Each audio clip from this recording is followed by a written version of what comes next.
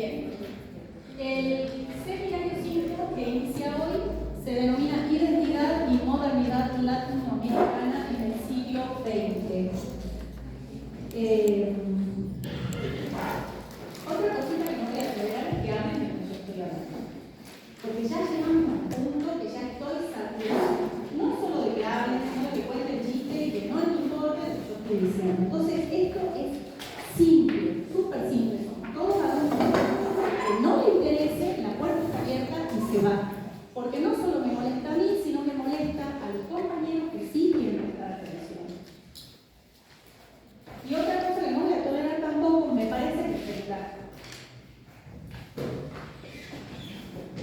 Porque el celular también me parece una falta de respeto, salvo que yo les pida que busquen algo en el celular. Pero como yo les estoy pidiendo que busquen nada en el celular, entonces lo dejan. Celular, computadoras, porque tampoco les estoy pidiendo que hagan nada en la computadora, y podemos continuar con la clase de hoy. El que se aburre, porque no le interesa, si va. Las asistencias se van a tomar al principio de clase. El que no esté, tiene ausente. Y las inasistencias injustificadas quedan libres, según la regla. En el número 6. En la sexta, ¿no? 6 inasistencias quedan libres. No sé si queda claro. Estas reglas ya las charlamos el primer día de clase. Estamos en septiembre y seguimos igual.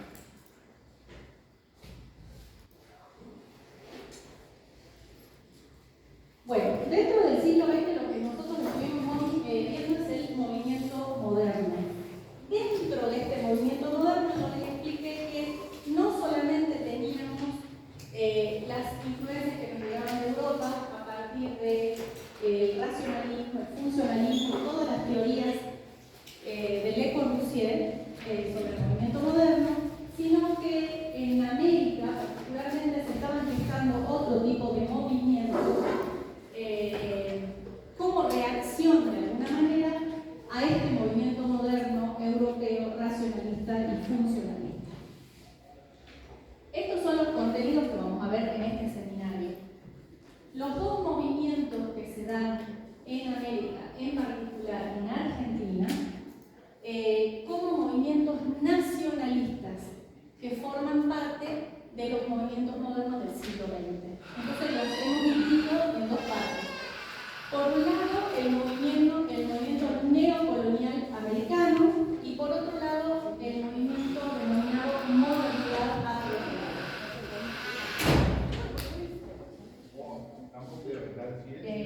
Bien. Este resumen del seminario también está en la plataforma con la bibliografía que necesitan fuera de las clases que tienen.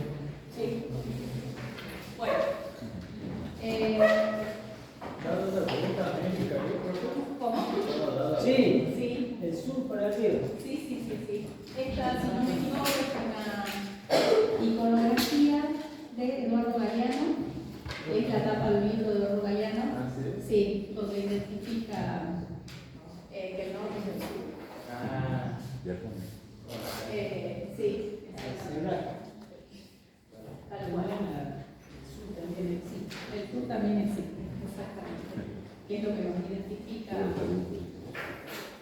digamos, fuera de lo que es el norte. Bien.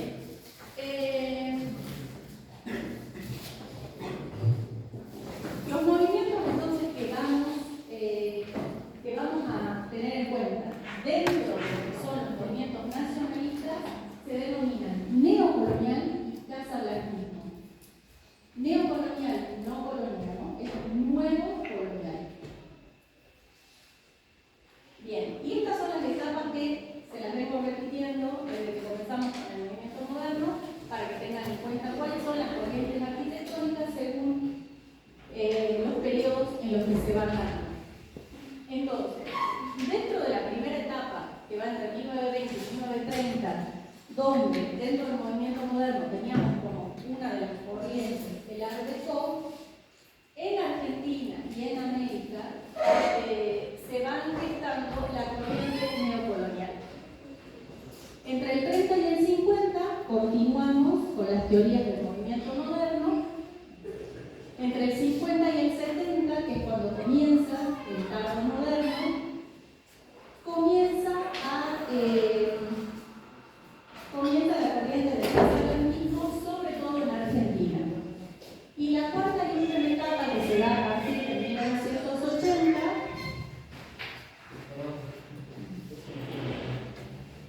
es lo que denominamos modernidad apropiada. Bien, entonces para que tengan en cuenta cuáles son los tres momentos en los que se busca generar una arquitectura con identidad propia. Entonces, nos queda claro que es en una primera etapa el neocolonial, después el movimiento de casas blancas y por último la modernidad apropiada. Bien. ¿Qué pasa con los nacionalismos de la primera mitad del siglo XX? Hay unas cuestiones políticas que se están dando en Europa como parte fundamental de estos nacionalismos, que es la Primera Guerra Mundial, que es lo que hace que disminuyan las relaciones de Latinoamérica, específicamente con Europa, desde el punto de vista de la arquitectura, el arte, la cultura, etc. Porque las relaciones económicas es cuando más crecieron en este momento. Sí. Porque los países centrales están en guerra y están muy enfocados en la guerra. Exactamente. Están dando enfocadas. Exactamente. Y no estamos recibiendo tanta influencia desde el punto de vista artístico de parte de los países europeos. Por otro lado, otro de los motivos son los centenarios de la independencia de todos los países latinoamericanos.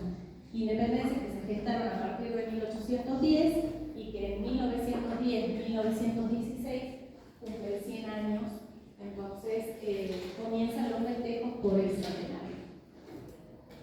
Y después, esto que se está dando desde fines del siglo XIX y al principio del siglo XX es una exagerada europeización y cosmopolitismo desde el punto de vista de la arquitectura. Demasiada influencia europea en nuestros países.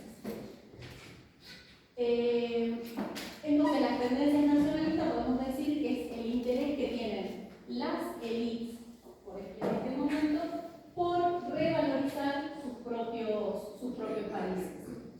Ellos dicen que lo justifican diciendo de que son regiones que tienen un rico pasado histórico y la antigua élite de origen colonial, sumado a un nuevo auge económico y naciente y una fuerte burguesía.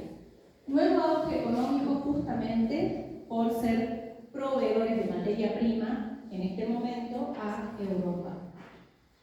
Entonces, esto genera un mayor auge de tendencias nacionalistas. En Perú, México y Bolivia se manifiestan dos grupos, grupos indigenistas y grupos hispanistas. Los grupos indigenistas son aquellos que quieren reivindicar el pasado prehistórico, prehispánico. ¿Por qué? Porque tanto Perú, México y Bolivia fueron en la época prehispánica grandes centros culturales, con las culturas mesoamericanas y con las culturas andinas. o del altiplano. Y por otro lado están los grupos indigenistas que quieren recuperar el pasado colonial. De la misma manera que estas tres regiones eran foco cultural de la época prehispánica, lo continuaron siendo en la época colonial. Lo que se busca es una identidad frente al alumno inmigratorio en diversos campos de la cultura, tanto letra, pintura, música y arquitectura.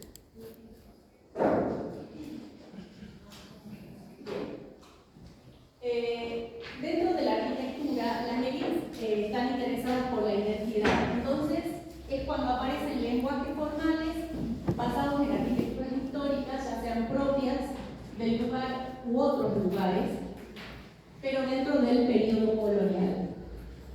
Y esta vuelta a la arquitectura colonial es una reacción frente al avance político de Norteamérica y de los inmigrantes que crecían económicamente y podían cambiar las costumbres fuertemente conservadoras y tradicionales. Cuando hablamos de inmigración, hablamos de inmigración europea. Bien, había sectores más conservadores y sectores más radicalizados. Los conservadores querían una arquitectura neohispánica o estilos neocoloniales, pero de carácter aristocrático y usando reglas propias de la academia. Pero la paradoja ¿cuál era? Que no se correspondía con la auténtica arquitectura colonial, que era una arquitectura simple, que era una arquitectura mucho más sencilla que la arquitectura académica que ellos querían mezclar con la arquitectura neocolonial. Pero en realidad no representaba las pretensiones de esta nueva oligarquía. Y los sectores más radicalizados son los que querían una arquitectura neoindígena. Al no haber una arquitectura definida y adaptable, toman el Art Deco y le agregan diseños y motivos americanos, aprovechando su tendencia geométrica. ¿Les queda claro eso? Los neoindígenas, como no tenían claro, no es que no tenían claro, no había una arquitectura definida como la arquitectura propiamente académica. Entonces, para ellos, tomar el Art Deco con formas geométricas que de alguna manera se manifestaron en la arquitectura indígena era la mejor corriente que podían adoptar para instalar esta nueva corriente neoindígena. Pero a los diseños le agregan motivos americanos, motivos de la flora y la fauna americana. Bien, esta búsqueda de la arquitectura nacional lo que hace es transformar la volumetría y las plantas, pero sobre todo la ornamentación, con molduras, frontis, rejas, arcos aplicados sobre todo en fachadas y rebotes rústicos, maderas nobles, baldosas cerámicas y azulejos. Bien.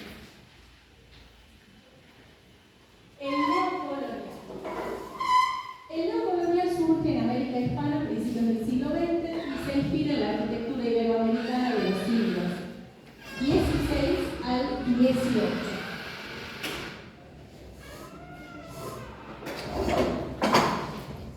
Hay diversas variantes estilísticas según los referentes arquitectónicos del momento.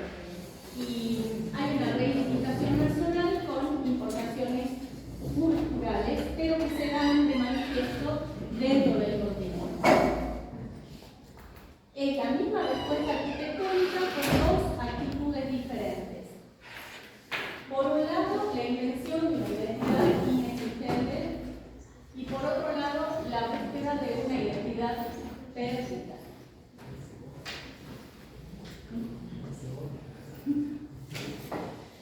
Bien. ¿Qué estaba pasando en el norte? En Estados Unidos se da un fenómeno de construcción de identidad a partir de dos modelos tipológicos diversos. Por un lado, el estilo hispánico con una imagen con una imagen local. Sonoma, fundada por modelo iberoamericana, conquistada por Estados Unidos a México, y nuevos edificios en antiguo contexto. Este estilo hispánico que surge de Baja California, más la tipología anglosajona, es lo que da este nuevo modelo híbrido denominado Mission Style. Es el referente del neocolonial de América del Norte con respecto a Sudamérica. En Latinoamérica se da este fenómeno de rescate de identidad a partir de modelos pre-independentistas. Como reacción frente al cosmopolitismo, una vuelta a la imagen del pasado colonial, y arquitectura entre el eclecticismo y el modernismo. Esto da como resultado estas tipologías que denominamos neocolonial.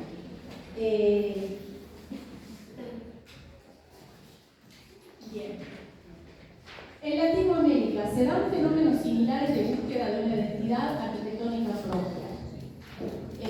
A partir de la teoría sobre la identidad cultural, que ya vamos a ver a partir de diversos escritos que se formularon y se publicaron, y moda pasajera con aires tradicionalistas, pero en menor medida. El periodo se da entre el 30 y el 50. Las causas son los sentimientos nacionalistas, sobre todo en estos países: México, Perú, Bolivia, Brasil y Venezuela. La teoría es la legitimación teórica. Se da en Perú, en Bolivia, Chile y Brasil. ¿Qué es lo que se toma de la arquitectura? La continuidad modernizada, los tipos tradicionales o modernos más elementos lingüísticos del colonial local, los modelos clásicos o modelos del colonial foráneo, los tipos tradicionalistas con la tecnología moderna. Las líneas según el referente arquitectónico. Bien, entonces podemos definir 4 corrientes que se dieron a lo largo de este periodo en Latinoamérica: la hispanista, la indigenista, la americanista y la californiana. La hispanista, referente a la arquitectura histórica española, tanto renacentista como barroca. La indigenista era arquitectura y arqueología indígena propiamente dicha, y la americanista es una arquitectura americana local, pero más arequipeña. A esto se refiere cuando hablábamos en algún momento dentro del periodo colonial de lo que es el barroco mestizo. Y la cuarta corriente, el referente es la arquitectura norteamericana, la californiana, Mission Style o estilo californiano.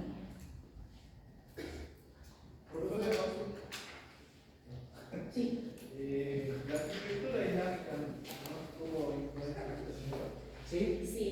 Cuando tomamos nosotros la arquitectura neocolonial, dentro del neocolonial, también tomamos elementos de ese mudéjar, que pasan a ser un neomudéjar. Entonces sí se toma como referencia. Está dentro de... A ver, lo consideramos como parte de nuestra arquitectura colonial, al mudéjar, ¿sí? No como algo separado, sino como parte del colonial. Pero yo te diría que más el concepto, por ejemplo, en la elaboración de planta y eso, que en una fachada, ¿no? Pues si estás imaginando por ahí una fachada así muy musulmana, no, sino el concepto de cómo se llama la fachada, por ejemplo. Materiales. Sí, el eje, por ejemplo, quebrado es una tipología típica de la arquitectura mudéjar. Se da porque los moros estuvieron mucho tiempo ahí en España, y muchos de los conquistadores venían de parte de Andalucía y de ahí, tenían mucha influencia en los barrios. Fuera de la casa, patio. Claramente hay áreas de Área frente, casa grande, eso es un ejemplo. típico de lo que se pasa mucho. El que me interese, disculpa, el que me interese, sé que es muy poco del neocolonial, hay un libro que es muy bueno, que es del arquitecto Roque Gómez, que habla del neocolonial en Salta. Está difícil de conseguir, ¿no? Está en la biblioteca, ¿no? Está en la biblioteca y, si no me equivoco, está subido el link en la plataforma. Está muy bueno el libro, pero cuando uno se recibe y quiere hacer arquitectura, porque es muy fuerte con eso. En la ciudad de Salta tiene un fuerte componente neocolonial.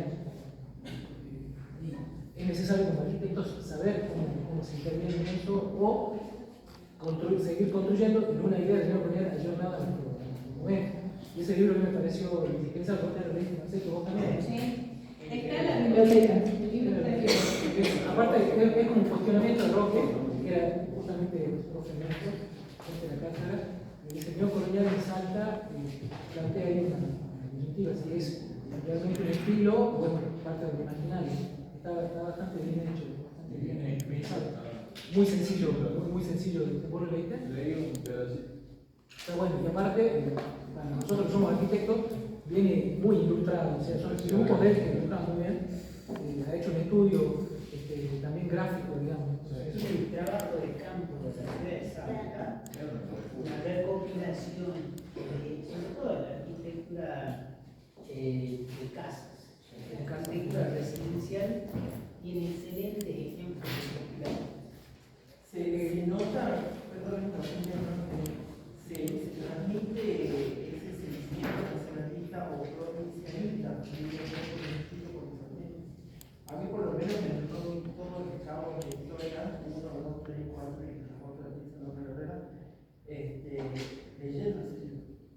Yo también reforzaría el consejo de los docentes para los estudiantes que lo lean. Está bueno, y yo siempre les pido a los chicos de la comisión que dibujen, es justamente basado en lo que hizo Roque, que él decía esto, no tengo ideas mías, una idea de Roque Gómez que se podía profundizar mucho más en el estudio de la arquitectura dibujando. Un claro ejemplo es él, ¿no? De cómo hace el relevamiento de la arquitectura en base geográfico y hace investigación, todo el lugar, a la investigación de archivos. El libro sí, el libro está en la biblioteca, si no me equivoco, sí hemos conseguido el link y creo que está en la bibliografía. Con respecto a lo que es neocolonial, cuando ustedes pasean por la ciudad y buscan una imagen que identifique a la arquitectura colonial en Salta, no es mucho lo que hay. Arquitectura colonial solamente tenemos el Cabildo, Casa de Casa de Uriburu, Hernández, una parte del convento de San Bernardo, porque esto fue remodelado, y paramos de contar todo, sí,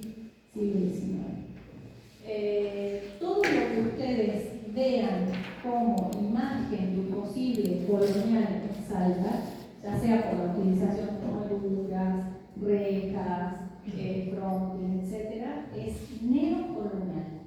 Son construcciones que surgen a partir de 1940 en Salta. No son de la época colonial, entonces neocolonial. Bien.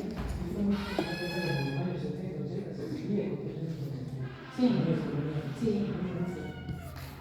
porque Sí, un conservador de la ciudad de Salta. sí. Bien. ¿Qué pasaba en Argentina en particular en ese momento? El tema del centenario, tanto de la Revolución de Mayo como de la independencia, eran sentimientos patrióticos y nostálgicos que evocaban a buscar estas tendencias nacionalistas. Recuerden que nosotros estuvimos 100 años negando nuestro pasado hispano, nuestro pasado español, enfocándonos en asimilar como cultura la cultura francesa y la cultura italiana a partir de la arquitectura, la música, la literatura, etcétera, etcétera. Todo lo que era español no estaba bien visto. Entonces fueron 100 años de querer tapar ese pasado hispánico tan mágico. Y otra cosa que sucede es que agregado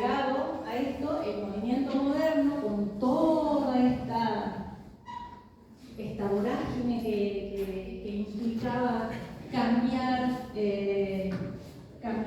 todo lo que era académico, clásico, el movimiento moderno surge como reacción a todo eso. Entonces, estábamos como que saturados ya, y con la venida de Le Corbusier en 1929, es como que ya sentíamos que era demasiado y es cuando comenzamos a replantearnos en 1910 estas teorías. Bien, a partir de la literatura hay algo que marca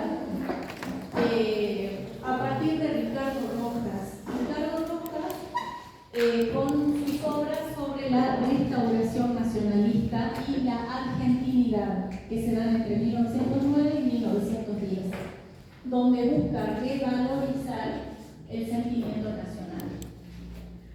Después, otros autores como Larreta, Lugones, Martín de Zubilía, y seguimos con Ricardo Rojas, pero con un novelesco. Distintos autores que de alguna manera querían incorporar esta tendencia nacionalista a partir de la literatura. La novela de Ricardo Rojas Ollantay también es como un relato histórico, pero de corte autóctono. El nombre ya lo dice. Desde el punto de vista del dibujo, es cuando Juan Pronfus, en 1920, después Lanciuto y Augsburg, comienzan a dibujar sobre arquitectura colonial. O sea, comienzan a recopilar imágenes y dibujos propios sobre arquitectura colonial. Sobre todo Juan Pronfus, que es el que hace un recorrido por todo el país, relevando la arquitectura colonial que quedaba en pie. Al día de hoy es uno de los libros pilares sobre arquitectura colonial que todavía existen en nuestro país. Es un libro pintado todo con acuarelas. Son las acuarelas de Juan Pronfus. Está subido el link en la bibliografía y pueden ver porque está en colores y van a ver las imágenes de Pronfus, los dibujos en acuarelas de colores. Bueno, ¿cómo se daba la incorporación de estos dibujos? A partir de las cátedras en las universidades del país. Por ejemplo, la Universidad Nacional de Tucumán, con la Escuela de Artes y Oficios, apuntaban a revalorizar temas locales propiamente dichos. La música. Surgen grupos musicales que interpretan una música folclórica, pero con arreglos cultos para lograr la mayor aceptación del público. La pintura. La pintura con temáticas regionales, a partir de Gómez Cornet, Abel, Terry, Carbonella y Soto Avendaño. Estos últimos, por ejemplo, temáticas sobre la gente y el paisaje natural de la quebrada de Humahuaca. Difunden de alguna manera la imagen de una Argentina que está estancada en el tiempo y los valores propios de nuestra identidad, tanto tiempo postergada. Es decir, que es un movimiento en realidad que surge desde todo punto de vista artístico. ¿Profe? Sí. ¿Y la llegada de la migración europea aportó a que eso sucediese? Bueno, no, justamente era tanto el afluente que llegaba de inmigración europea que querían imponer. En realidad trajeron su propia cultura, entonces también es como que se quería poner un freno a eso. Dentro de la inmigración trae mucho el neoclásico italianizante, acuérdense de la unidad anterior, Palanti. Entonces, aquí hay una reacción a eso. Fíjense que siempre hay una ida y vuelta en la dialéctica. Un movimiento arranca, se desarrolla y va generando reacciones. Hay un momento en el que se agota y va generando nuevas reacciones y vienen los próximos. Esto era en parte una reacción a tanto neoclasicismo italianizante y art déco también, que aquí no había mucho. llovía mucho estos años, Córdoba, Buenos Aires, justamente eso era lo que la inmigración traía. Una reacción al neoclásico italiano del siglo XX y una reacción al academicismo francés e italiano que venía estando a fines del siglo XIX. Y acá en Salta no se da tanto eso, No. se da más en Buenos Aires, que se llama Cerrito. Bueno, en Buenos Aires, en las grandes ciudades, pero acá en Salta por la gente, por cómo era la gente de la época que era también más conservadora.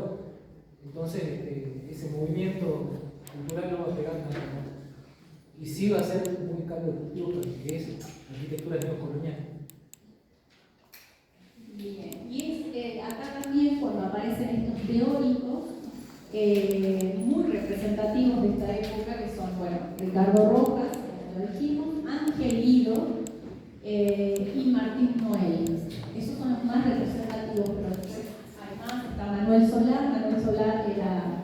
era salteño, y él edita un libro, Arquitectura Colonial de Salta, con dibujos de Augsburg. Este es de 1926, específicamente de Salta. Y después, Historia del Arte Hispanoamericano. Bien, en Ricardo Rojas, hacia 1924, surge Eurindia, que es un ensayo de estética enfocado en la experiencia histórica de culturas americanas. Silabario de decoración americana. Vieron que es como que comienzan poco a poco a resurgir todo esto que estaba de alguna manera estancado, perdido, como parte de nuestro pasado. Ángel Guido, con la fusión hispano-indígena en la América colonial, arquitectura hispanoamericana a través de Wolfing, Eulinia en el arte hispanoamericano, etc. Bien. Estas son las obras más representativas de Ricardo Rojas, La Nación Nacionalista y Eulinia.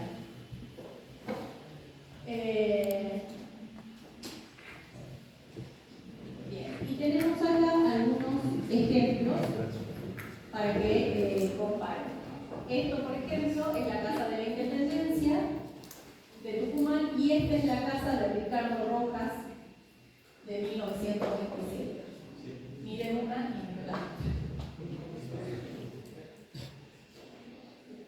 Hoy es el Museo Casa Ricardo Rojas. Bien, y estos son los interiores de la casa de Ricardo Rojas. Miren esto. El patio. Este patio con la fuente en el medio, esto es mudéjar. Esto es mudéjar. Y vieron que son como sí. El jardín, exactamente. No, en Buenos Aires. La de Ricardo Rojas es en Buenos Aires. Bien. Ángel Guido propone reducir la acción de la arquitectura ecléctica cosmopolita, profundiza las formas de origen americano, desarrolla motivos del paisaje americano como motivo de inspiración, readaptación de la orientación espiritual y estética de Europa, pero adaptadas a nuestras formas. Él decía esto: nuestra esperanza es que aquellas creaciones que nos representan surjan en toda América, en un renacimiento estético limpiamente americano, y habremos logrado entonces nuestra segunda emancipación, que será la del arte, que es también decir la del espíritu. Era un teórico. Y bueno, acá explico más o menos en qué consistía la fusión hispano-indígena que él quería sobre la arquitectura colonial, en qué consistía Eurindia. Y él decía, dentro de la restauración americanista, ensayar un programa de acción desde una concepción nacionalista de la arquitectura en América, pero que no promueva la actitud de traer aquellas formas pasadas y estilizarlas más o menos según nuestro capricho, ni tampoco hacer arqueología pura y fría y llenar los interiores con útiles y objetos de nuestro folclore. Totalmente diferente a lo que pensaba Ricardo Rojas, porque Ricardo Rojas lo que hacía era copiar prácticamente el colonialismo. Él dice sí, hay que traer de nuevo esos elementos del colonial, pero adaptarlos de alguna manera. De alguna manera. Funcional. Nuestra actitud está en no perder el ritmo de la corriente moderna sugerida por Europa, ni renegar de él, sino muy al contrario, tratar de ser modernos, escuchar la lección de la masa, el plano y la línea, pero ser nosotros mismos, decir y hacer todas estas cosas, pero no con inspiración prestada, sino con creación bien nuestra, recónditamente americana. Esta es la base de la modernidad apropiada, porque la modernidad apropiada lo que hace es tomar de alguna manera el movimiento moderno, pero adaptarlo a cada región, de una manera totalmente diferente, porque no es lo mismo proyectar en Colombia, en México, que proyectar en Argentina, y dentro de Argentina no es lo mismo proyectar en el interior de nuestro país que proyectar en Buenos Aires. Entonces, eso es el regionalismo crítico. Yo tomo de cada región, según las necesidades, según lo que tengo, para adaptarlo al movimiento moderno.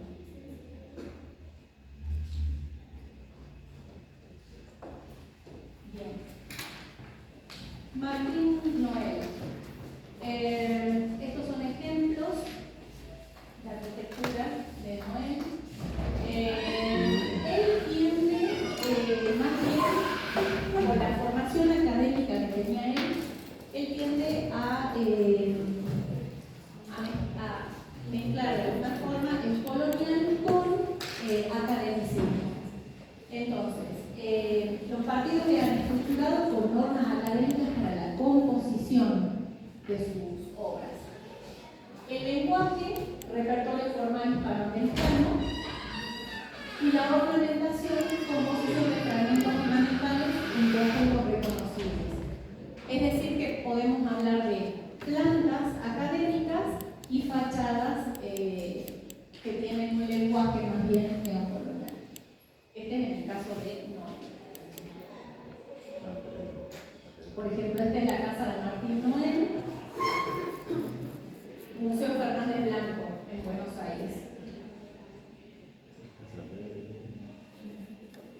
Miren eso. Miren ese balcón. ¿Se acuerdan que vimos ese balcón? Son los típicos balcones limeños. En la casa Torre está bien. Y eso también es influencia mudéjar. Esos balcones por influencia mudéjar, que se van en Perú, en Lima. Parecido al correo, ¿no? Esa parte. Sí, muy bien. Ya vamos a ver este.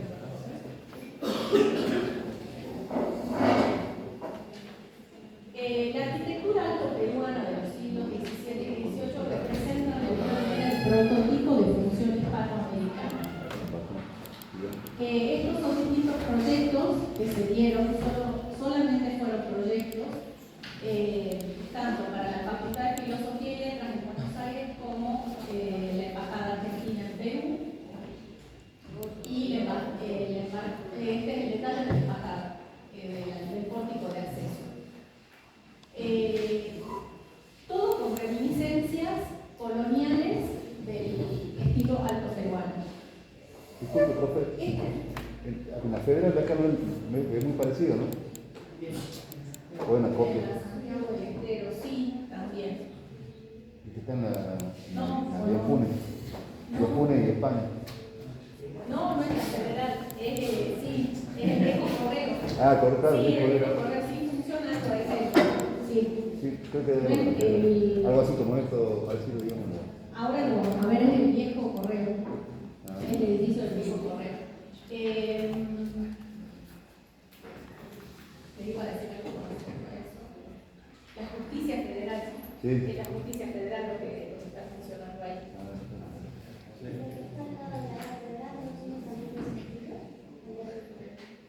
El palacio episcopal, decís vos, la curia. Ah, el balcón. Sí, claro, pero eso es anterior, ¿no?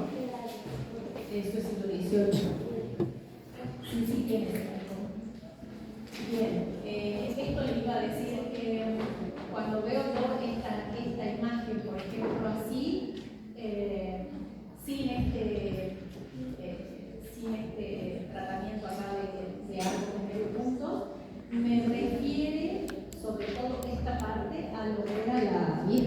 Moneda, de la Casa de la Moneda en Potosí, por ejemplo, con estas ventanas así, muy chiquititas, solamente el pórtico ornamentado. Y miren estas torres.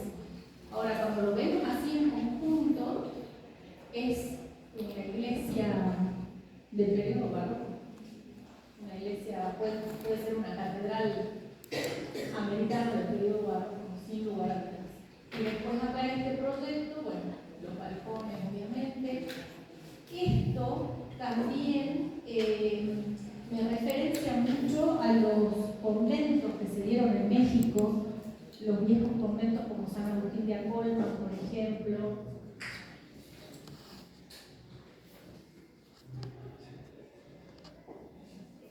Bien, y bueno, obviamente dentro de esto podemos decir que es un estado de la arquitectura andaluza con elementos americanistas, porque nosotros de alguna manera tenemos en nuestro pasado la herencia de la arquitectura de Andalucía, que es la corriente que traen, la corriente estilística que traen los conquistadores cuando llegan a América. Este, por ejemplo, es el pabellón argentino que se implantó en la Exposición Internacional de Sevilla en 1929.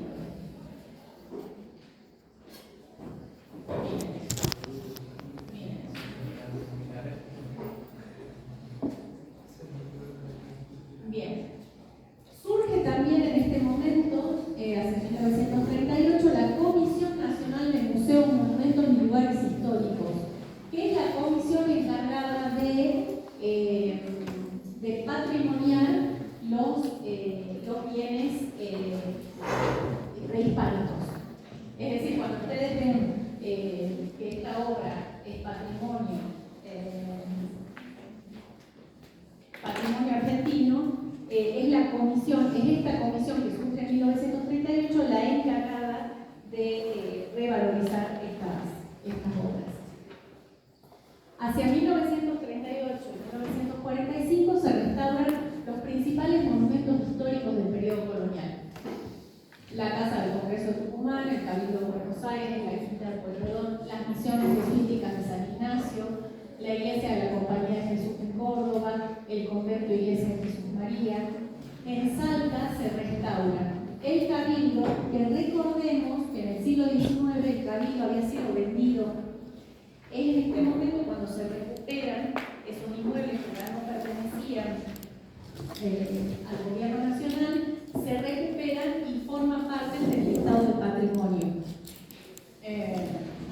Entonces se restauran el Cabildo, el Convento San Bernardo, la Capilla del Chamical, la Casa de Uriburu, Posta del Atato, Finca La Cruz, la Iglesia de San Francisco y las capillas de Cachi y Molino y todas las capillas del Valle y la Quebrada. Por un lado tenemos los monumentos históricos que se patrimonizan y se revalorizan y se restauran. Y por otro lado tenemos estas obras nuevas. Bien, por ejemplo, hay un ejemplo, el Hospital de la Santa Cruz de España, no sé si tengo la imagen, no la tengo, se las debo. El Hospital de la Santa Cruz de España es idéntico al banco hipotecario, a la fachada del banco hipotecario que tenemos nosotros en Salta, en la esquina de la calle España y la cárcel. Después les voy a mandar un artículo en el que compara las dos fachadas y es exactamente igual. Banco hipotecario, estamos hablando de principios del siglo XX, y el Hospital de la Santa Cruz de España, periodo barroco español. Bien. Estos son ejemplos que tenemos en Buenos Aires de esta arquitectura. No podemos encontrar el dije. Está la Casa de Ricardo Rojas, el Teatro Nacional Cervantes, Puente Vecina, el Banco de Hornos, la Casa de Industria, el Palacio Noel, Casa de Enrique Larreta, la Casa de Ricardo Rojas, la Casa de Montevideo.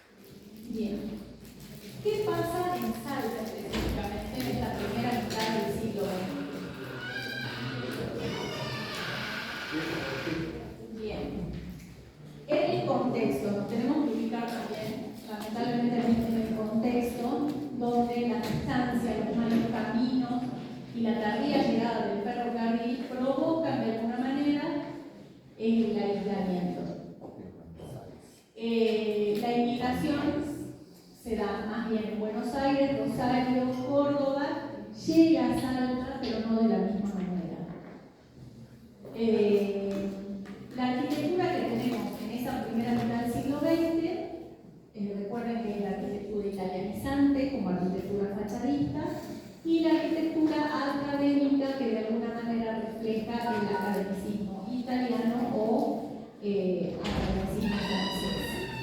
Esa es la imagen que tenemos en la primera mitad del siglo XX, la primera década del siglo XX, entre 1910 y 1920. Ese es el tipo de arquitectura que se está dando en Salta.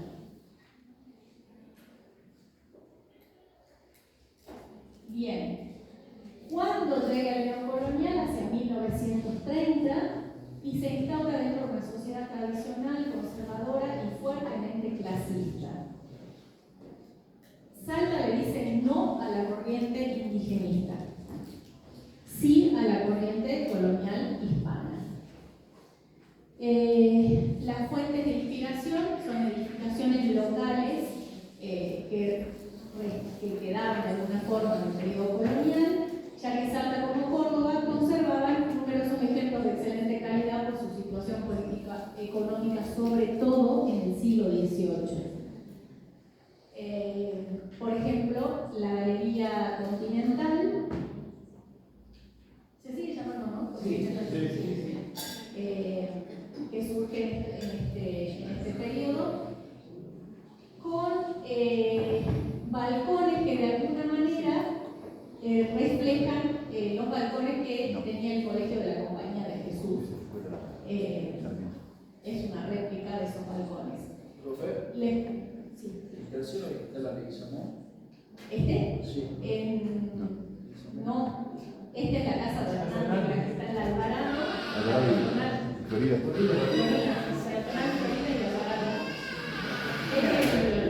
La casa Hernández hoy se llama Museo de la Ciudad. ¿Lo ubicas? Bien, y este es el desplazamiento. Uno, dos,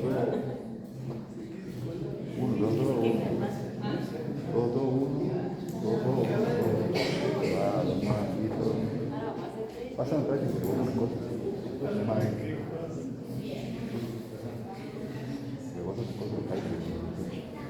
Bueno, en 1937 el gobernador Luis Patrón Contas y el intendente Seferino Velarde deciden realizar un plan de urbanización de la ciudad de Salta. De alguna manera, la idea surge de los planes reguladores que habían surgido por influencia de los cianos. O sea que tratamos de alguna manera de traer parte de eso a Salta. Entonces, invitan al arquitecto Ángel Guido para realizar este famoso plan regulador. Guido ya había realizado el plan regulador de Rosario y el plan regulador de Tucumán. Entonces, ¿qué propone? Vamos a cortar en un ratito, vemos la diapositiva más importante. Prestarle atención a esto, chicos, porque eso entra en muchos de los exámenes. Es lo que hace bastante agua.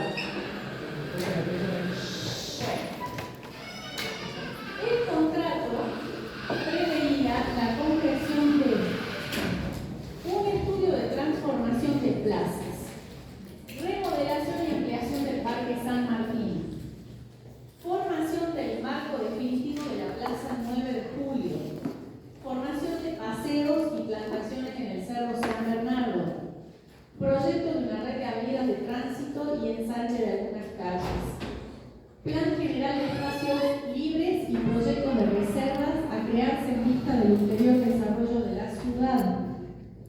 Es decir, que tomaba en cuenta la expansión de la ciudad. Estudio de las vías férreas y la estación. Estudio de viviendas confortables y económicas para obreros. ¿Saben dónde estaba proyectado este estudio de viviendas confortables y económicas? Toda la zona oeste de nuestra ciudad, todo lo que es la Loma, Gran Bur, Alto Molino, ahí es donde se iba a implementar todo este plan de viviendas para obreros. Estudio de un estadio, plaza de juego y cancha municipal de golf. Trazado, ubicación y formato del cementerio, ubicación y estilo a aplicar en los edificios públicos La recopilación de datos completos sobre características climáticas, densidad de población, densidad de edificación, loteos, altura de edificios y rentas, confección de un plano acotado conteniendo la ubicación de todo lo anterior, más frigoríficos, mercados, escuelas, hospitales, etc. Y obras de saneamiento. Es decir, que era un plan que abarcaba absolutamente todo. Profe, también incluía con lago en la parte que era del especialista. Sí, exactamente. Con Club clubes náutico. náuticos. Club náutico porque no son inundables. Y otra cosa que preveía también era que se les iba a premiar a toda la gente que construyera en el estilo neocolonial. Ese plan que se preveía también que todas las construcciones alrededor de la Plaza 9 de Julio tuvieran esa imagen colonial, para el cual se pensaba que iban a cargar todas las plazas. Por ejemplo, las que tenían, las que no respondían a ese estilo colonial, son muchas, digamos. Ahora creo que hay, como ver, Centro Cultural Médico, todo eso que tienen un estilo más bien académico francés. El Palacio de Aire.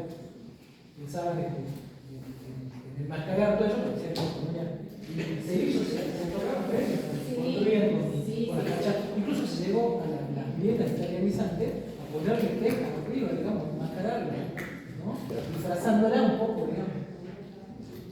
Sí, digamos que era un plan bastante ambicioso bueno. y era esta idea de implantar el neocolonial como sea, a toda costa. Pegó bastante, sobre de todo. todas formas, Sí, neocolonial acá siempre. el neocolonial y el californiano, era el estilo también de casas blancas, de casas pintadas de blanco, tejas. Si ustedes recorren la vida Belgrano, todavía hay muchas casas así. Antes eran de las grandes clases sociales más bien. Claro. Yo era chico, había un arquitecto que era famoso, pero es amigo, digamos, Sepúlveda. Marianito. Y él era como el arquitecto de las clases sociales acá, y la mayoría de las obras arquitectónicas de ahí era el neocolonial. Aparte, todos los chicos, no sé cuántos arquitectos había, pero ahora se hace una inundación de arquitectos, como ustedes saben, millones más, pero antes era un montón como negros y los estilos eran muy acotados, no había una amplia espectro de estilo, estaba muy acotado al neocolonial. Y hasta no hace mucho, ¿no? Hasta no hace mucho, ahora también hay gente que sigue construyendo en ese estilo, cada vez menos. De hecho, hay en algunos lugares que no se consiguen tejas. Acá todavía se sigue consiguiendo. En algunos lugares que hay pocas tejas coloniales. Casi no se construyen tejas coloniales. Profe, alguna parte de esta universidad era de estilo californiano, ¿no? ¿O no? No. ¿O inspirado?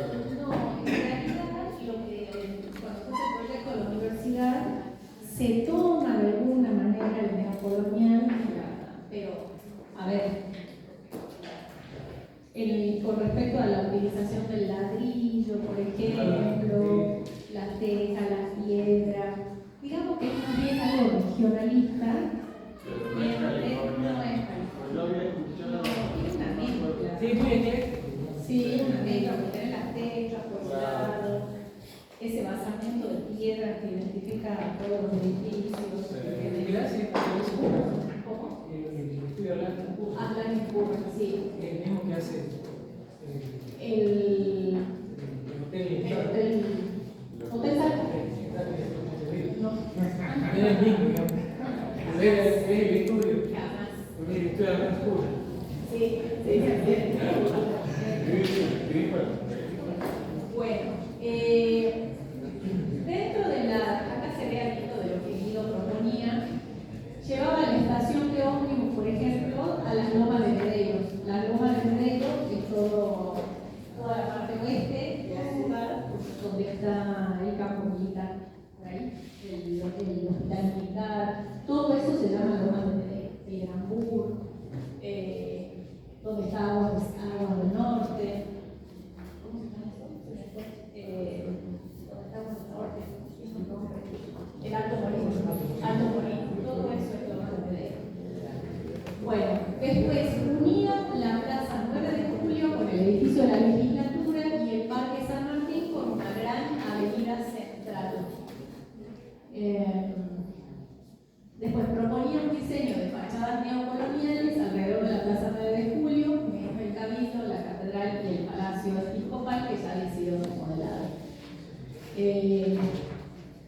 Bueno, acá que está chiquito no se logra ver, pero esta es la vista parcial que él quería de las fachadas de los edificios que están en la Plaza 9 de Julio.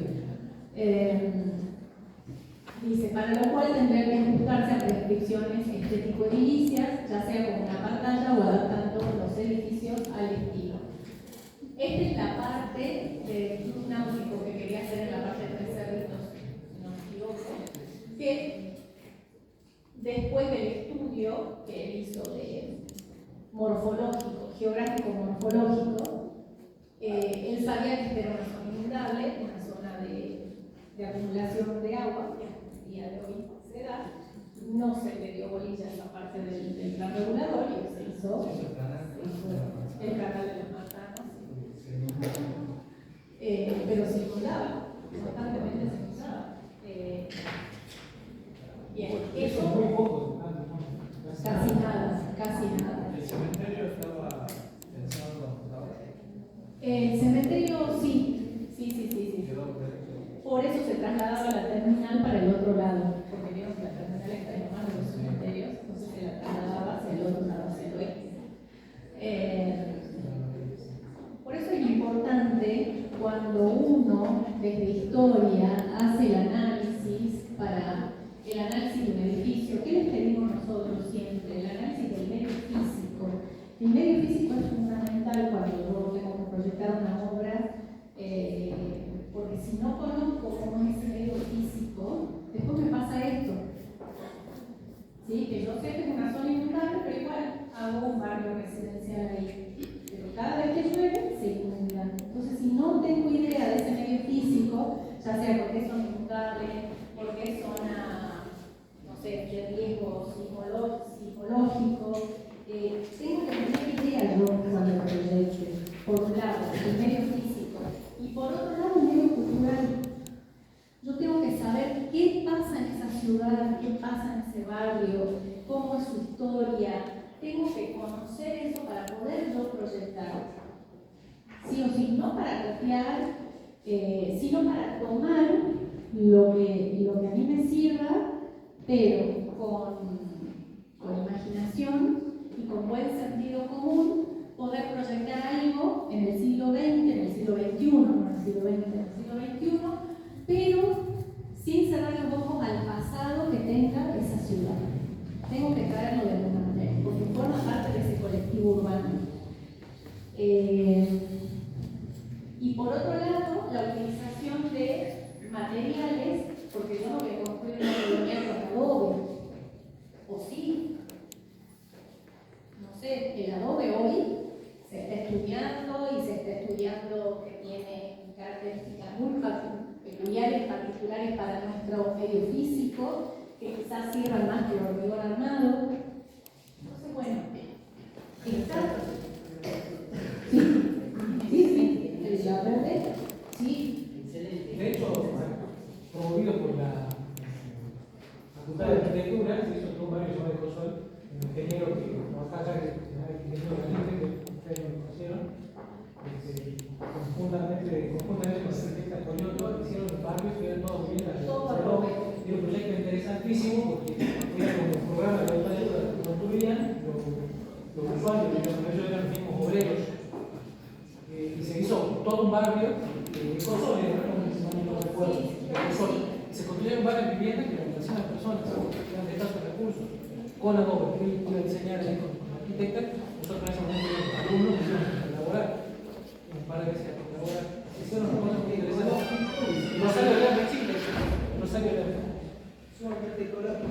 Técnicamente, muy bueno. Es mejor que la de él. Pero dice que tiene una durabilidad de 100 años, y ahí se desintegra. Claro, él lo que hizo no es hacer el adobe como hacen anteriormente, un ingeniero que investigó y le puso, era con, no me acuerdo, pero estaba mezclado con alguna materia que lo hacía más resistente, cemento, algo más. Pero básicamente el adobe, digamos, lo hacía más resistente. La materia por ejemplo era la misma, pero ayornaba a la tecnología. Bien, dentro de este plan regulador había un reglamento funcional de licitación, que es el que de alguna manera después sirve como base para nuestro reglamento, se llama reglamento, código de edificación, tenía tres aspectos principales. Por un lado, la limitación en el uso del suelo, el loteo funcional para barrios de viviendas económicas y creación de espacios verdes para la ciudad. Entonces, dentro de la limitación en el uso del suelo, por limitación al número de habitantes por hectárea y prescripciones de orden estético urbanístico, con parquización del sector junto al río Arias, parquización del paseo Güemes con remate de monumento, parquización en los alrededores del Cerro San Bernardo por retiro de los edificios entre 4 y 8 metros de la línea municipal destinada a jardines. Algo se tomó, no se lo hizo al plan regulador, no se lo llevó a cabo al plan regulador, pero como digo, sí sirvió como base para nuestro código de edificación actual. Loteo funcional para barrios de viviendas económicas. Según la heliofanía, la heliotermia, la higiene, la ventilación, lo estético y lo comercial, con ancho y largo, menos ancho y más largo que el tradicional sobre manzanas de 120 por 120, con 12 metros de ancho mínimo para diferentes. Creación de espacios verdes, incorporando el Cerro San Bernardo a la ciudad, incluyendo reforestación, creación de zona residencial de villas, bungalows y chalets. Este es el estilo californiano que dice el arquitecto. Villas, bungalows y chalets. Ubicados pintorescamente dentro del sistema de pequeños parques, terminando en la cumbre del Cerro San Bernardo con una plataforma en la cual podría instalarse un gran hotel y casino. El color de las viviendas recomendaba el color blanco que pueda contrastar con la vegetación verde del salto. Exactamente. Bien. Bueno, acá seguimos cómo era la reglamentación para los barrios obreros, para los barrios nuevos a crearse, según el orden estético. Los barrios obreros, urbanización moderna del barrio en conjunto. Visión totalizadora, planteo simétrico del conjunto, remarcando circulaciones de la plaza en forma axial, pero no con diagonales, dividiendo en sectores reservados para comercio, cultura, viviendas individuales. Eran como micro barrios que contaban con todos los servicios. Exactamente. Bueno, todo, hasta el tipo de arbolado que necesitaban las calles. Él siempre sugería, ¿no? Sugerencia para loteos funcionales, presentación estética inspirada en los más modernos trazados de barrios de Europa y los Estados Unidos. O sea que él siempre traía de alguna manera con guía lo que pasaba en el norte y lo que pasaba en el norte de la Atlántica. Guido analizó prolijamente la presencia y orientación de vientos, asoleamientos, características de la población, etc. Y llegó a la conclusión que los estilos californiano o neocolonial eran los más aconsejables para el Salta. Y ahí es donde él dice, no cabe duda de que el estilo californiano es el más aconsejable, el muro color blanco cal, contrastado con el rojo de las tejas, unido todo esto a la frondosidad verde de la vegetación tropical de Salta, componen un conjunto irreparable e imposible de lograr con otro estilo. Además, la circunstancia de ser el californiano o neocolonial con estilo inspirado en formas arquitectónicas de la tradición trae un nuevo motivo de simpatía singular, muy especialmente para Salta, cuya historia local está tan calada de tradición y de recuerdos del pasado. Bien, esto era lo que proponía. Bueno, acá seguimos. Por ejemplo, los edificios vestidos de neocolonial. Esto es Urquiza, Tiro Federal de Salta, el Hotel de Turismo de Salta. El Hotel de Turismo de Salta es el Hotel Salta. Se llama Hotel de Turismo. Los edificios nacionales, como la sucursal del Banco Hipotecario, las oficinas y el Correo Nacional, el que decías, el Colegio Nacional y el edificio de Vialidad Nacional. Y acá tenemos algunos de los ejemplos. A ver, este es el Colegio Nacional. Esta es la fachada del Banco Hipotecario, que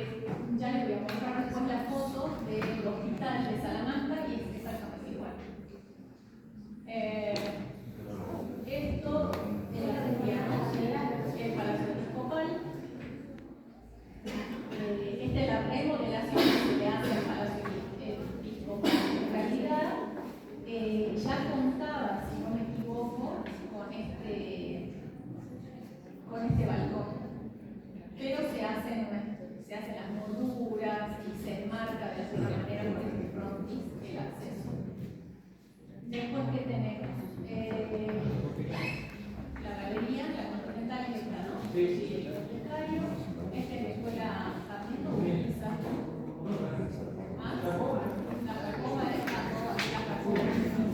Este es el Hotel Salsa. Esto también es el Colegio Nacional, es otro acceso al Colegio Nacional. Esto, la biblioteca provincial, la de Sarmiento. Bien. Este es el correo de esquina de España y de Amores. Este es de Córdoba. Y esto, en la Balcarce.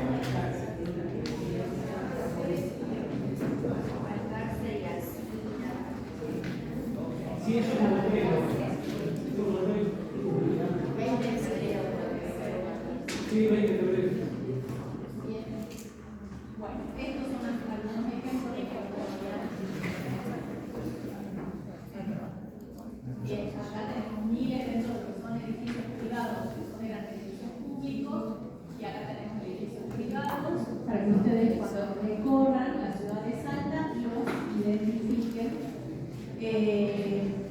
Viviendas, las de mayor calidad son las que se encuentran sobre la avenida Entre Ríos, prolongación de avenida Belgrano, a lo que es Paseo Güemes. Barbaridad, ¿no? Si tienen algo para comentar, coméntenlo a todos, por favor. Avenida Uruguay, Paseo Güemes y el resto diseminados por toda la ciudad, tanto obras nuevas como reformas.